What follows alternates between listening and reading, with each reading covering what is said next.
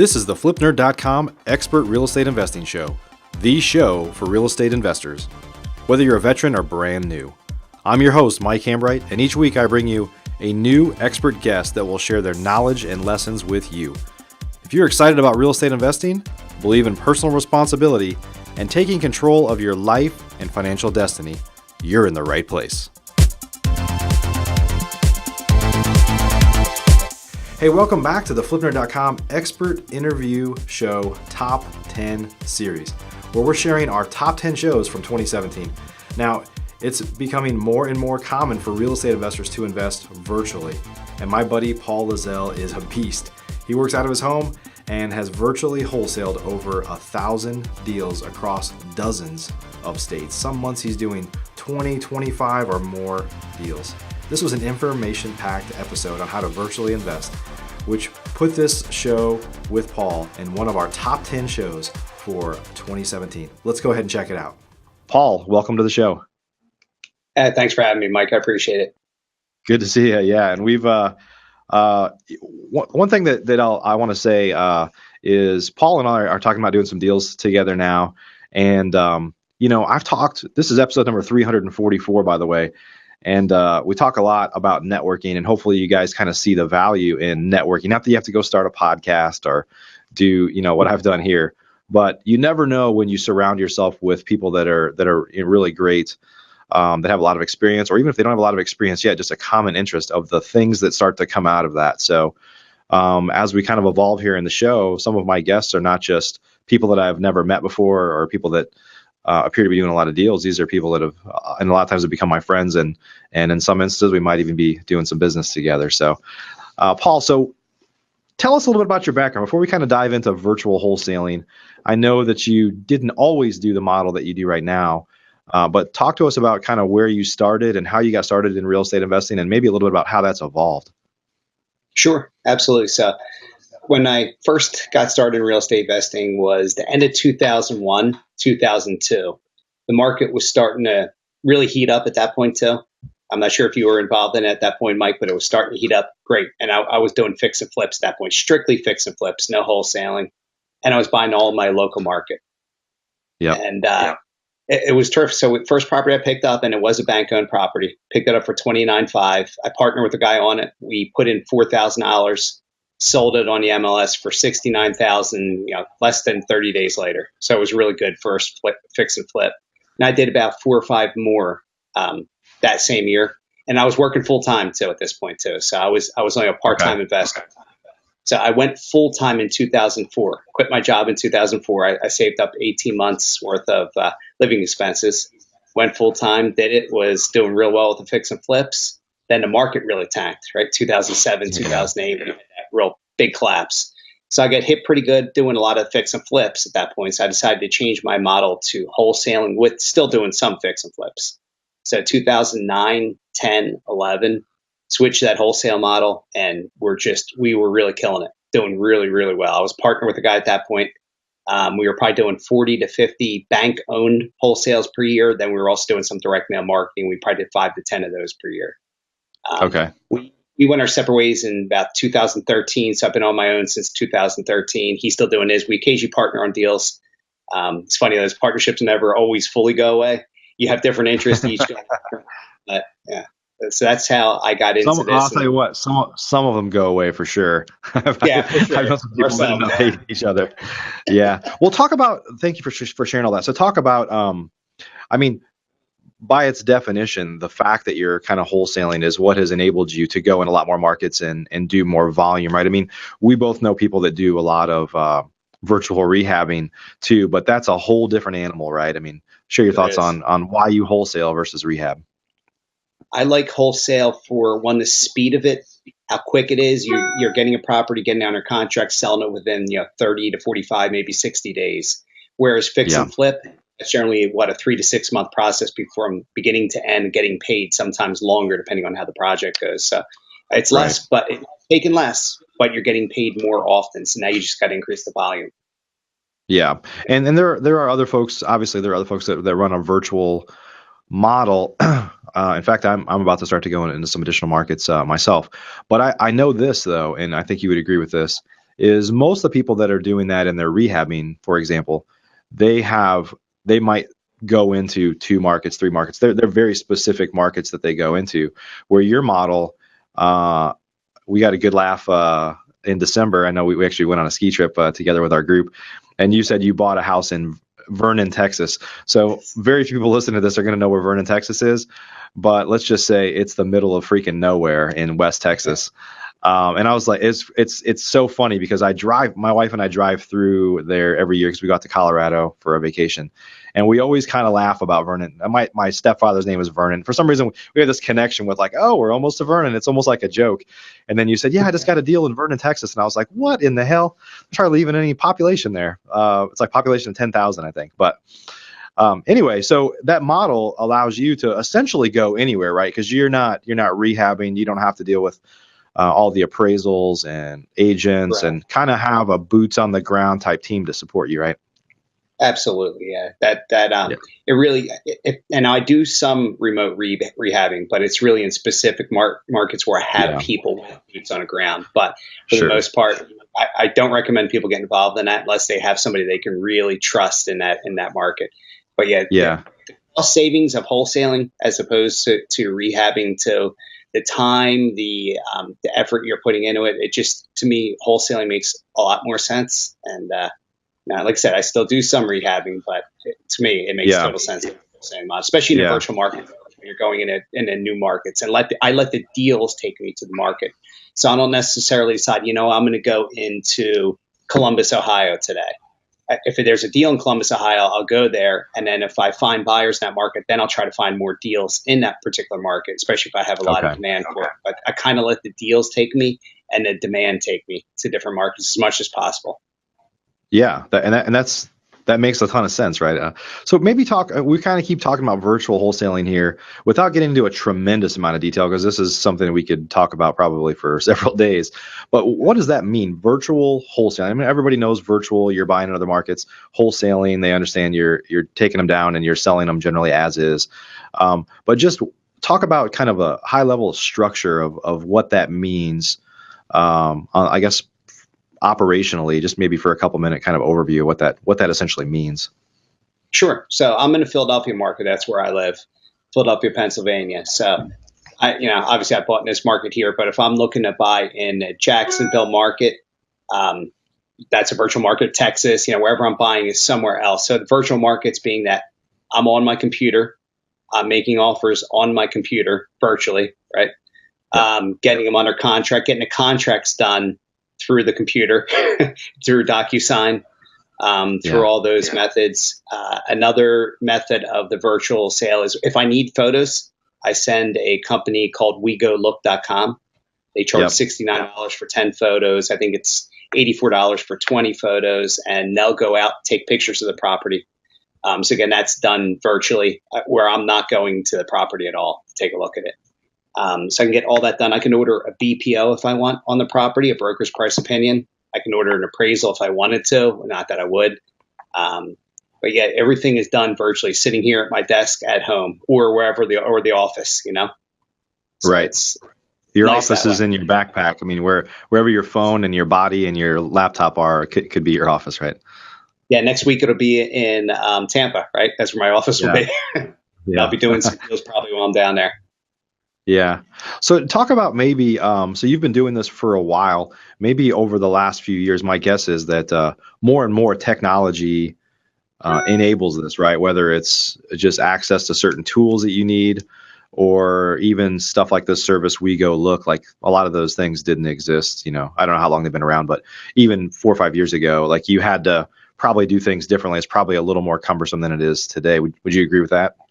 Oh, totally agree. A decade ago, this would have been a much, much, much more difficult thing to do. We'll go back into the 80s, right? Remember the old MLS books that people used to get?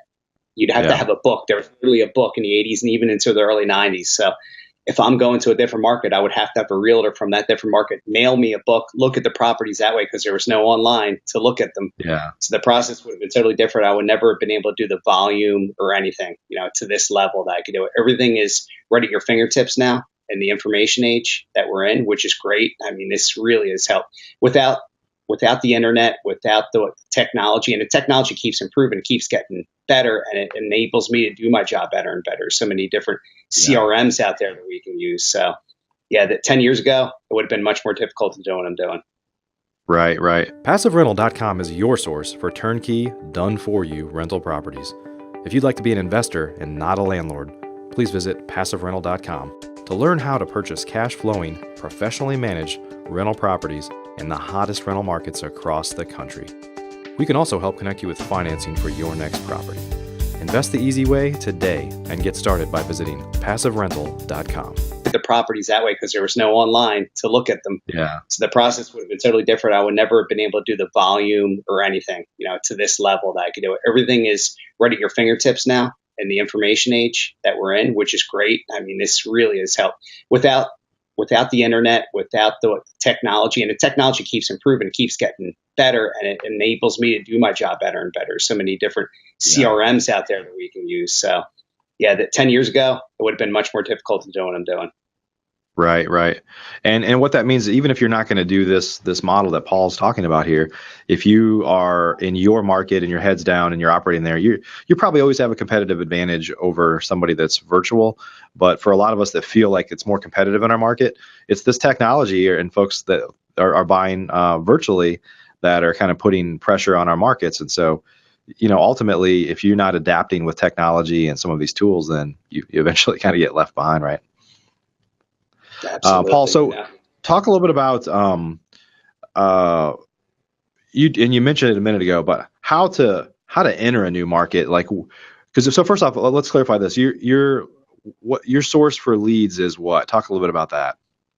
Okay, so a lot of different ones. There's obviously the online auctions, starting with auction.com. You got Hubzu, you got RealtyBid, Hudson and Marshall. Zome is a big one, and there's quite a few more, two smaller guys that are out there that I utilize. Yeah. I also utilize the MLS, especially locally for me, because there's a lot of bank REOs in my market, and I can look at Pennsylvania, New Jersey, and Delaware, and even Maryland on my MLS that I have access to. So I can make bids and offers that way as well. Traditionally, that's a little bit different because you literally do have to write up those offers when you're doing that, or have an agent do them for you, which I totally recommend doing. Those are the ways I pick up most of my properties. Directly from asset managers, I get some. There's a couple asset managers I do work with through Wells Fargo, Bank of America, and JP Morgan that I get deals directly to. I don't have them send me the new stuff. The new things that go on the market, you're not going to get a discount on. It's the stuff that's got to be aged, more difficult to sell. Those are the ones that I target, or has an issue to it. Your traditional person won't. Yeah, it's that produce that's starting to get a little stinky, right? Yeah, absolutely. I love that produce. Yeah. So, if we were to go back like a year ago, I think everybody would say, generally speaking, most people would kind of feel comfortable with the statement that REOs are dead. There's not this market out there anymore. Now, I think there's been a lot of discussion lately as to this shadow inventory and all this stuff that a lot of people are saying is piling up, and there's some stuff coming. Now, of course, the way that your model works is if you were in any one market, you may say, hey, REOs are not a big deal. But if you're like, well, I don't really care where my deals are, collectively, I'll take onesies and twosies here and there and all over the place. That's how I think you probably made that work. But what's your feeling now on REO and foreclosure type inventory, like where we've been over the last couple of years and where things might be going here over the next couple of years? Okay, I have pretty good access to numbers on this, which is great because all the auction companies and the asset managers give me the number of assets that are on their books, officially on their books. This does include the shadow inventory, which there is still a lot of shadow inventory. I've seen properties that haven't been foreclosed on, and people have been there for 5 years and haven't paid. So there's definitely a shadow inventory in different markets, right? There's markets where it's hotter and they put them on there quicker. Texas, it's easier to get people out than it is in Pennsylvania or New Jersey. They're nightmares. So where the lagging inventory is in my area, the Northeast, Pennsylvania, New Jersey, you got and Florida as well, because Florida is a difficult foreclosure market. So Michigan.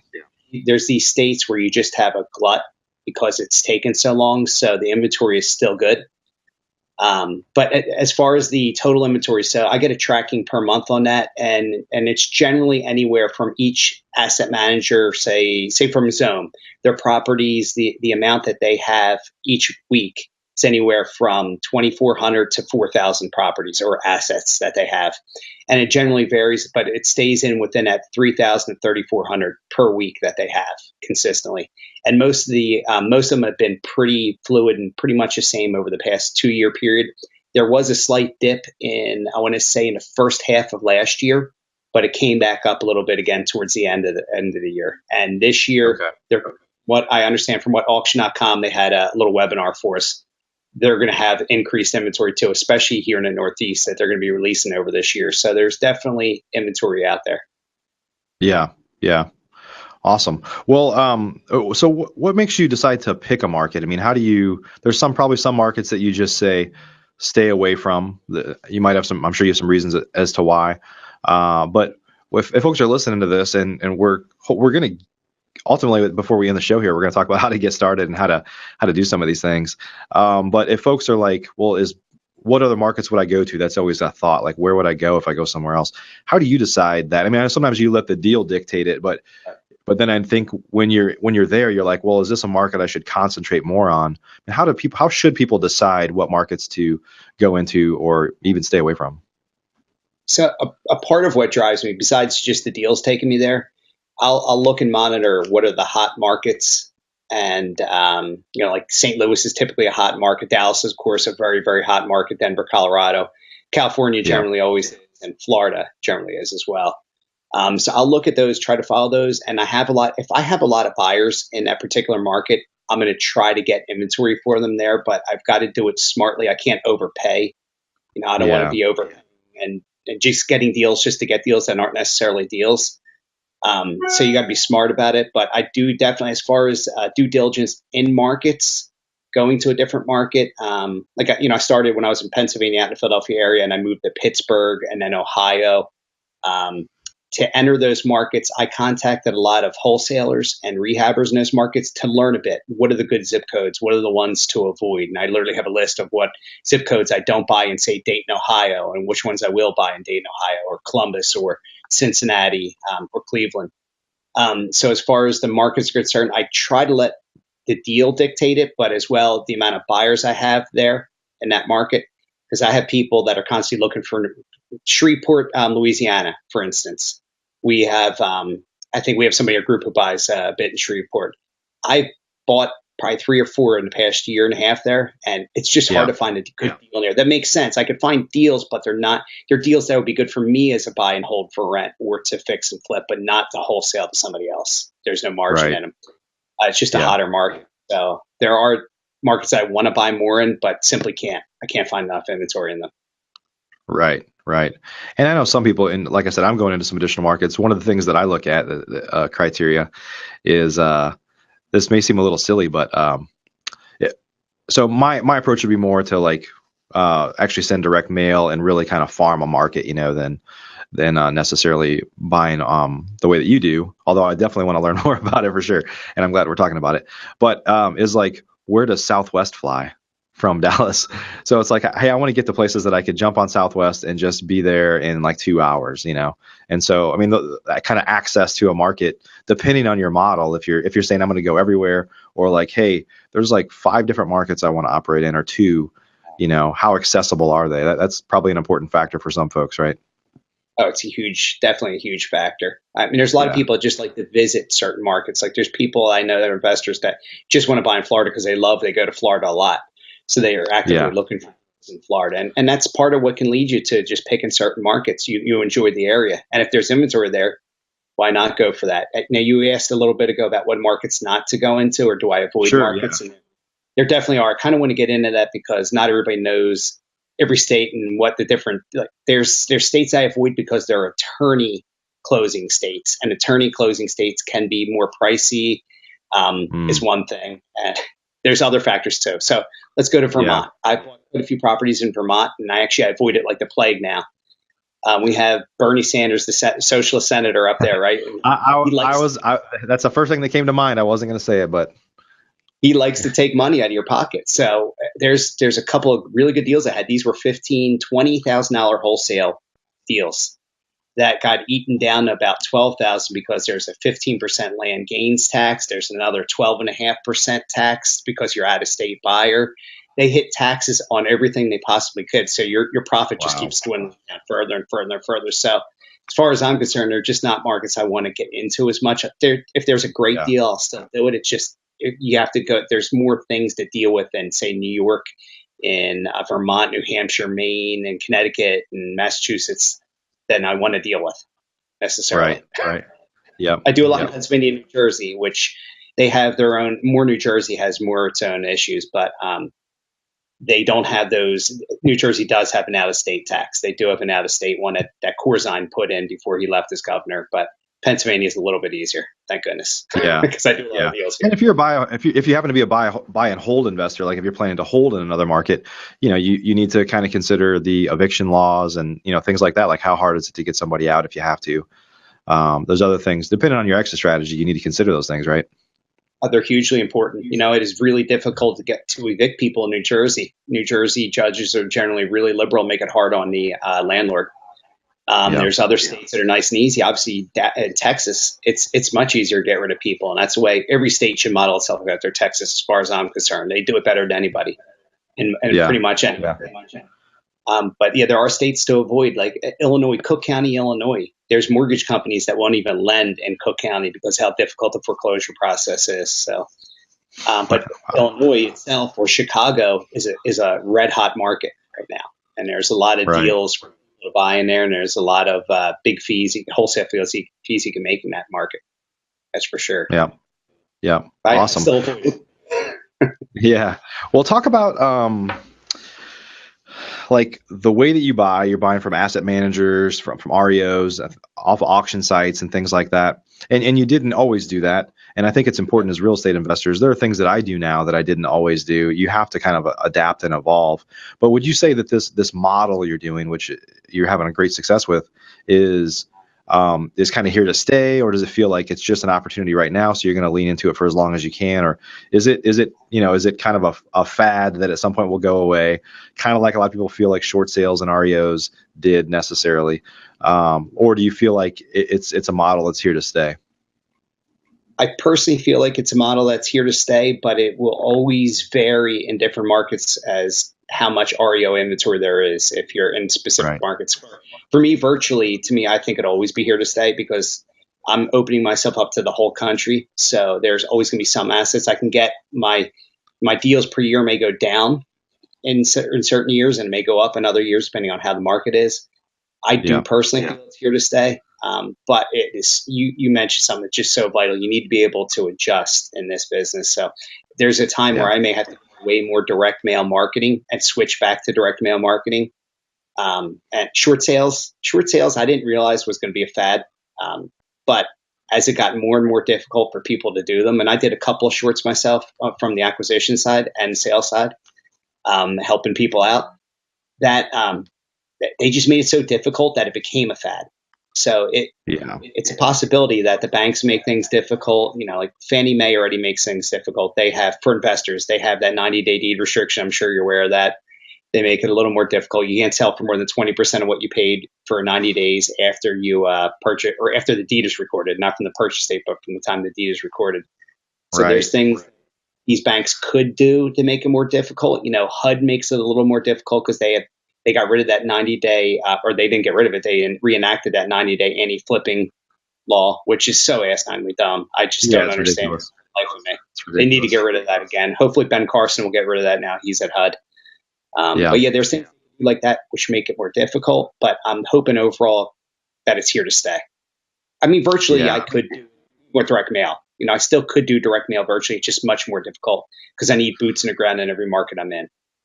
Yeah, I guess one of the benefits of your model right now is once you've done a couple deals in a market and you like that market, it's easy to access or whatever. You could always make the decision to kind of double down on that market, right, and do more direct response or pay per click or any sort of other advertising that might help you get more deals in that market, right? Absolutely, yeah, and that's where it's key. And once you build some relationships in that market, then it becomes easier to do everything. Now it's easier to do the direct mailing side, and you have somebody you can lean on, or you have somebody who can refer you to people that you could potentially hire onto your team. So I definitely Yeah. think that helps. And at some point, I'm thinking if the REO market dries up a little bit more and more, I'm going to end up getting back in that direct mail, some fashion or other, or the pay per click. Right. Yeah.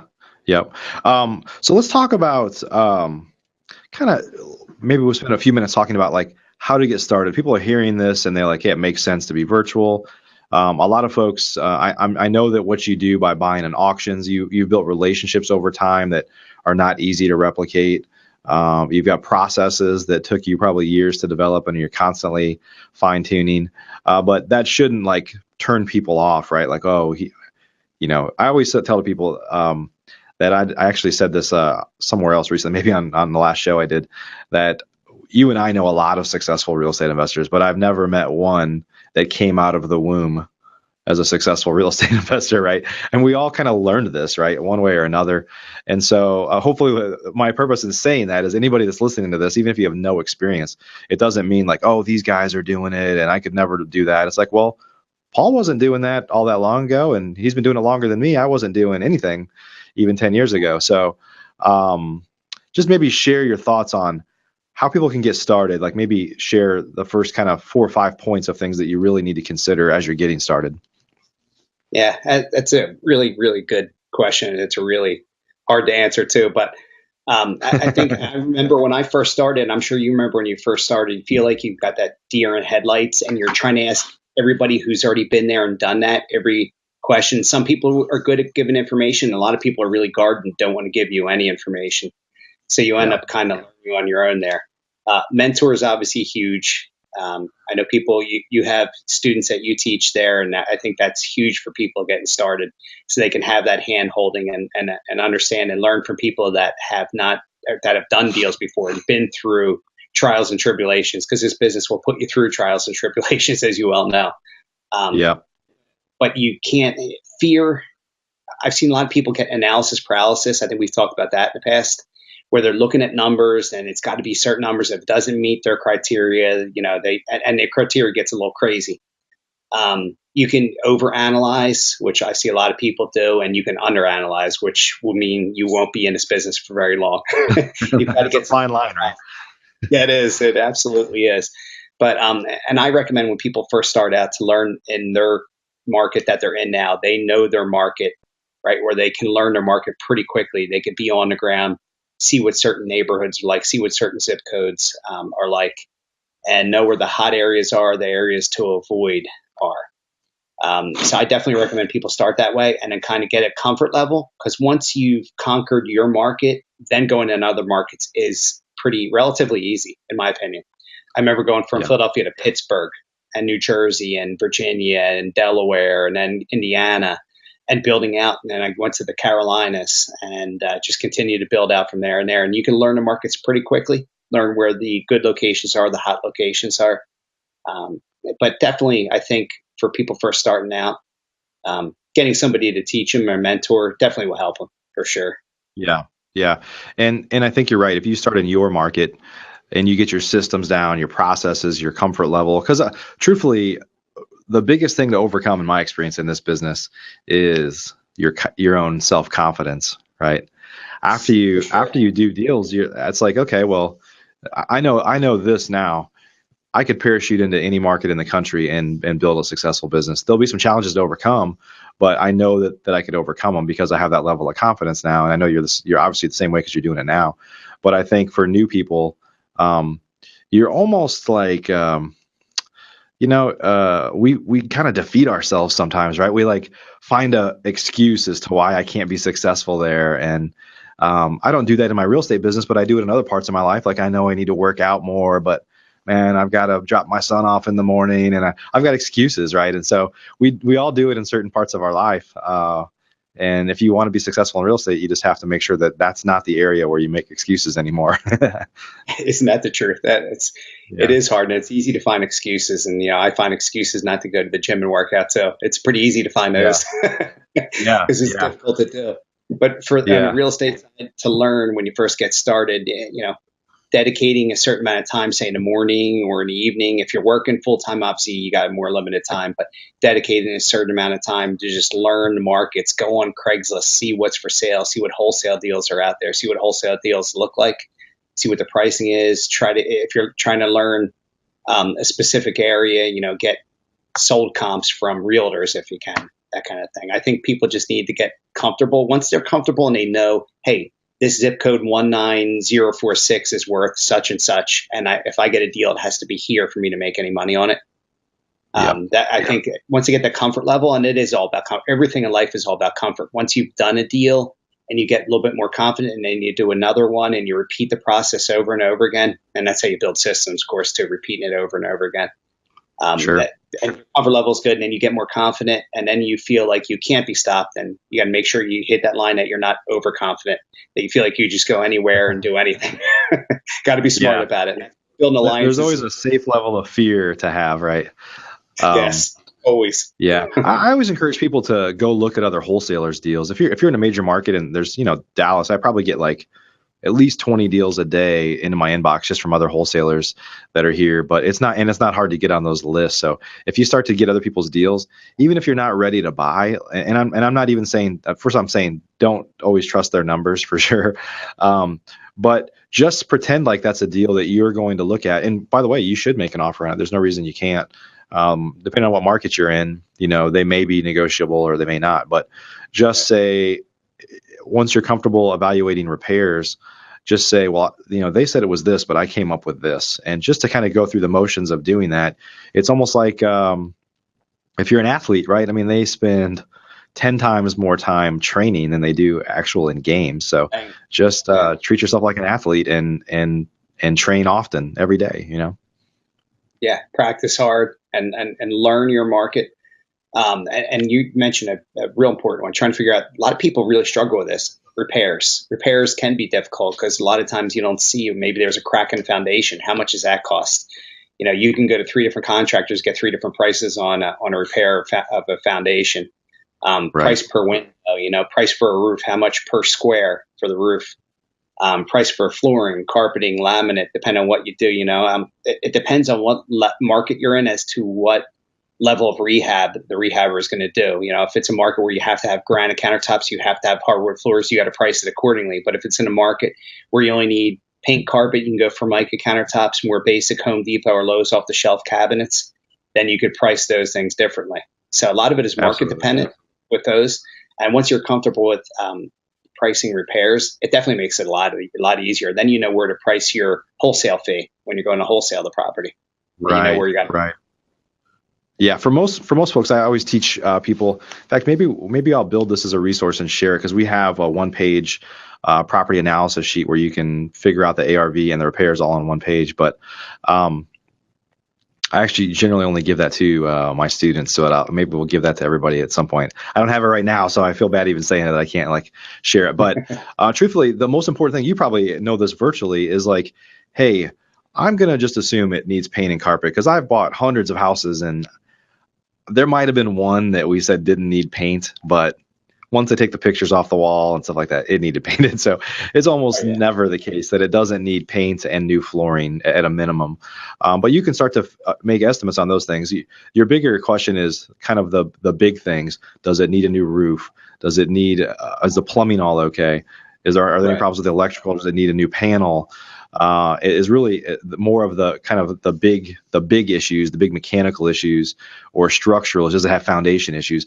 Aside from and by the way, if it needs a new HVAC system, you can kind of calculate it based off the size of the house ultimately, right? But it's hey, it's going to be $4,000, $5,000, $6,000, some number that you can get it done for, and you don't have to spend much time dwelling on it. It's kind of does it need a new system? Probably. Okay, that's $5,000, and just move fast. You don't really have to well, let me have somebody come out and look at it, and just assume it needs it if it looks like it needs it, or if you know that it needs it, and move on. Right? A lot of people dwell on that stuff forever, like a traditional homeowner would, but not as investors. We just have to move fast and make assumptions, right? Absolutely, because otherwise you're going to get analysis paralysis. You're going to take too long in a deal, and somebody else is going to get it from you before you're ready to do anything with it. Right. Yeah. Go and see that. that hot water heater looks like it's over 10 years old, assume it needs replaced. You see that furnace looks like it's 20, 30 years old. It definitely is going to be something you're going to need to figure it's going to need replaced. If you see 2 layers of shingles on the roof and you got some curling, just figure, it's going to be a tear off and total redo of the roof. Got 1 layer, you could potentially do a roof over if it's not the architectural shingles. But yeah, there's things you just look at and you could figure out. Once you have a roofer, that'll give you a price per square for a tear off, price per square for just a roof over. It becomes really easy to price things, and then your buyers can't beat you up as much when you're going to come up with wholesale. They can't say, well, my repairs are this, and you can point them at how you came up with your repair estimate. So when you do that, you win that battle. It makes it a lot harder for them to beat you up on pricing. That's for sure. Right. Well, Paul, I know you recently started working with people, kind of showing them your model, and if they want to learn more about you or some of the things you're working on, where should they go? They can reach me via email, or they can take a look at my website, which is housedealsamerica.com, and you can just see some of the deals I got there and where they are. It give you kind of an idea of my inventory of properties that we've sold, properties we have under contract now. And my email is my first name, Paul, last name, Lizell @yahoo.com. Yeah, I've taken on a few students. We're looking to expand. There's been a lot of demand, so I'm probably going to be adding some more students, and I got to figure out exactly how I'm going to do this platform. So I'm working on that. It's a work in progress right now. Yeah.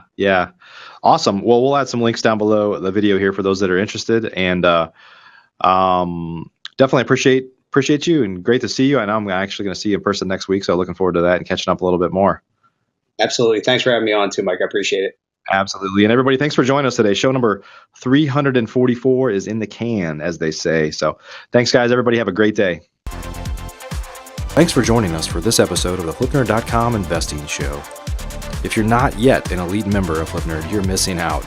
We have tons of great training, including a new detailed master class published each month and live training webinars with experts twice a month.